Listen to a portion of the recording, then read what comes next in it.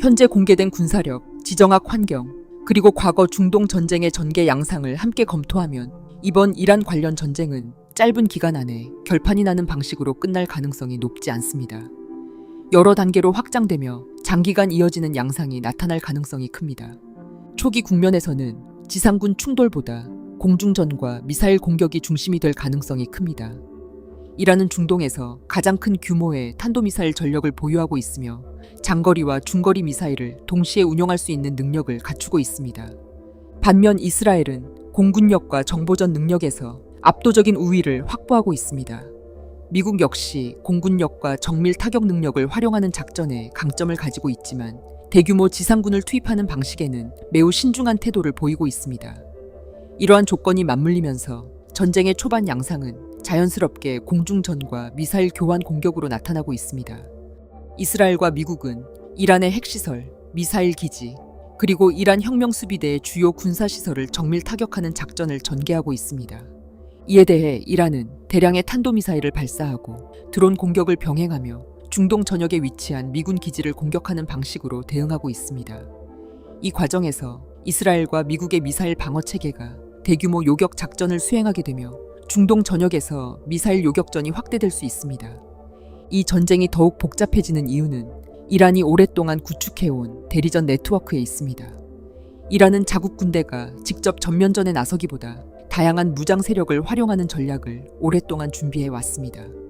레바논의 헤즈볼라, 예멘의 후티 반군, 이라크의 시아파 민병대, 그리고 시리아에 배치된 친이란 무장 세력들이 그 핵심 축입니다. 이 세력들은 이란과 긴밀하게 연결되어 있으며 중동 곳곳에서 독립적인 전투 능력을 보유하고 있습니다. 따라서 전쟁은 이란과 이스라엘 사이의 충돌에 머물지 않고 중동 전역으로 빠르게 확산되고 있습니다. 레바논 남부에서는 헤즈볼라가 이스라엘 북부를 향해 로켓 공격을 확대하고 있으며 홍해에서는 후티 반군이 상선과 군함을 향한 공격을 강화하고 있습니다. 이라크에서는 시아파 민병대가 미군 기지 공격에 가담하고 있으며 시리아에서는 이스라엘 공군의 공습과 이에 대한 보복 공격이 반복되고 있습니다. 이처럼 이번 전쟁은 여러 전선이 동시에 작동하는 다전선 전쟁 형태로 전개되고 있습니다. 또 하나의 중요한 변수는 호르무즈 해협입니다. 이란이 사용할 수 있는 가장 강력한 전략 카드가 바로 이 해협입니다.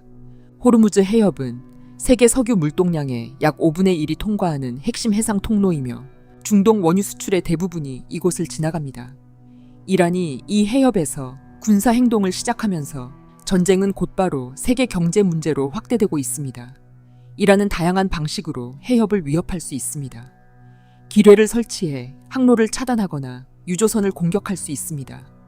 해상 드론을 활용한 공격도 가능합니다. 고속정을 동원한 기습 공격 역시 이란이 반복적으로 훈련해온 전술입니다. 이러한 행동이 시작되면서 보험 시장과 해운 시장이 즉각 반응하여 국제 원유 가격이 급등하고 있습니다. 전쟁의 파장이 중동을 넘어 전 세계 경제에 직접적인 충격을 주게 되는 이유가 바로 여기에 있습니다. 미군의 지상전 가능성도 완전히 배제할 수는 없습니다. 그러나 이란 본토 침공은 현실적으로 매우 어려운 작전입니다. 이란의 국토 면적은 한국의 약 16배에 달하며 광범위한 산악 지형이 존재합니다. 병력 규모 역시 매우 큽니다. 이란 내부에서 장기 게릴라전이 시작될 경우 외부 군대는 막대한 비용과 시간을 감당해야 합니다. 이러한 조건 때문에 수많은 전문가들은 미국이 이라크에서 진행했던 방식의 점령전이 다시 실행될 가능성은 낮다고 보고 있습니다. 미국이 선택한 전략은 다른 방향에 있습니다. 바로 지역 소수민족의 민병대를 활용한 대리전입니다. 미국과 이스라엘이 쿠르드족을 지원하고 있습니다. 그리고 이미 그들은 이란 전선에 투입되어 지상작전을 벌이고 있습니다. 이는 지난 수차례의 중동 전쟁에서도 반복되어 온 양상입니다. 전쟁이 장기화될 경우 여러 시나리오가 동시에 등장할 수 있습니다. 첫 번째는 제한된 군사 충돌 이후 협상이 이루어지는 경우입니다. 핵시설이 타격을 받고 제한적 충돌이 이어진 뒤 몇 주 또는 몇 달 이후 휴전에 도달하는 방식입니다.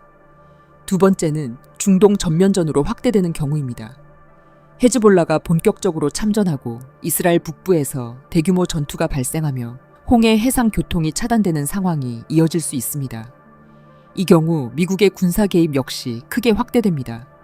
세 번째는 이란 내부의 정치 불안이 확대되는 경우입니다. 장기 압박 속에서 정권 내부 갈등이 발생하거나 군 내부에서 권력 투쟁이 나타날 가능성도 존재합니다. 일부 지정학 분석가들은 이번 전쟁의 장기 목표에 대해 더욱 큰 그림을 제시합니다. 이란 핵 프로그램을 완전히 제거하고 중동의 세력 균형을 다시 정리하려는 움직임이 있다는 주장입니다. 그 과정에서 이란이 구축해온 영향권을 약화시키고 새로운 정치 지형을 형성하려는 시도가 나타날 수 있다는 분석입니다. 특히 쿠르드 문제는 중요한 변수로 언급됩니다. 이란, 터키, 이라크, 시리아에 걸쳐 분포한 쿠르드 세력은 오랫동안 독립국가를 요구해왔습니다. 중동 질서가 크게 흔들리는 상황이 발생하면 쿠르드 국가 등장 가능성이 다시 부상할 수 있습니다. 이는 이란뿐 아니라 터키와 이라크, 시리아의 국경 문제와도 연결되는 매우 민감한 사안입니다. 한편 이번 전쟁을 둘러싼 분석 가운데에서는 터키 분할 가능성도 함께 거론됩니다.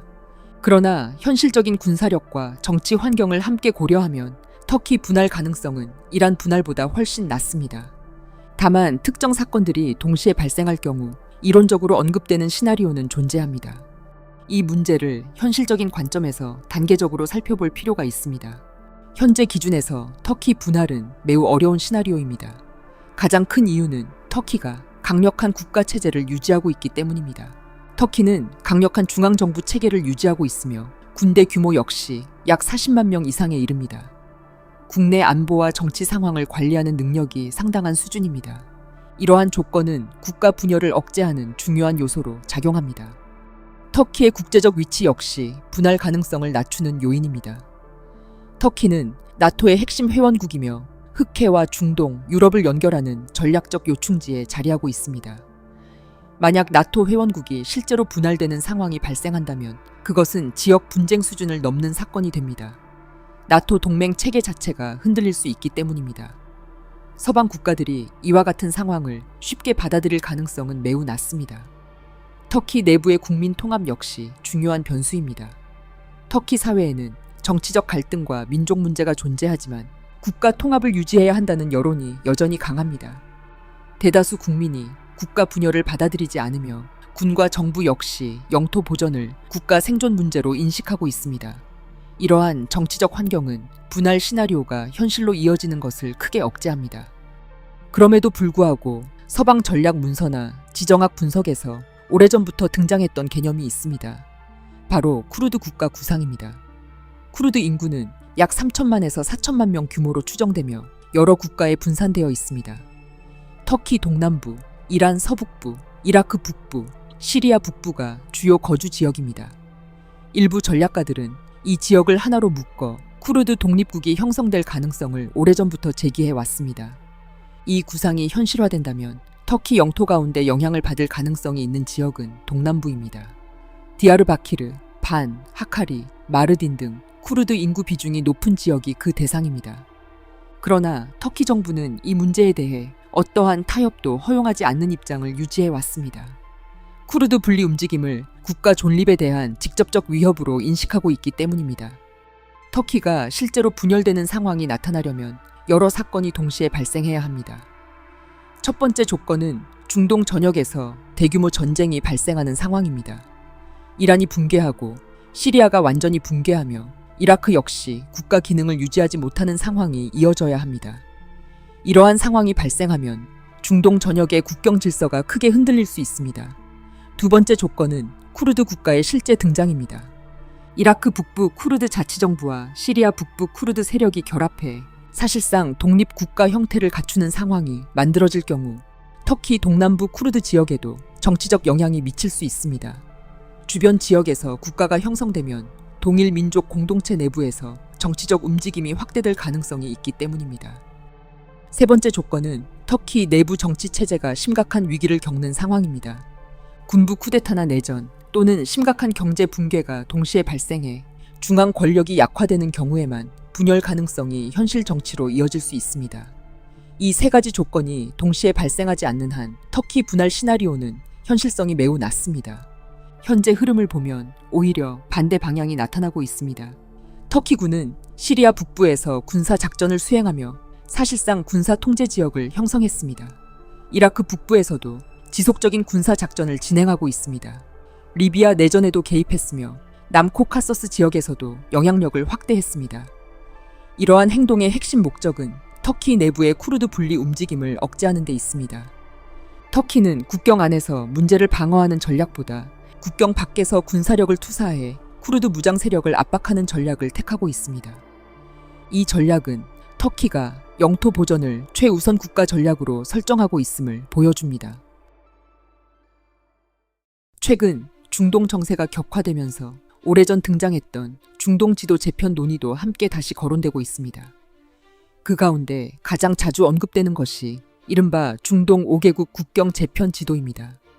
오스만 제국 붕괴 이후 형성된 중동 국경 분할이 중동 지역의 민족 구성을 고려하지 않은 채 설정되었다는 문제 제기로부터 시작된 논의입니다.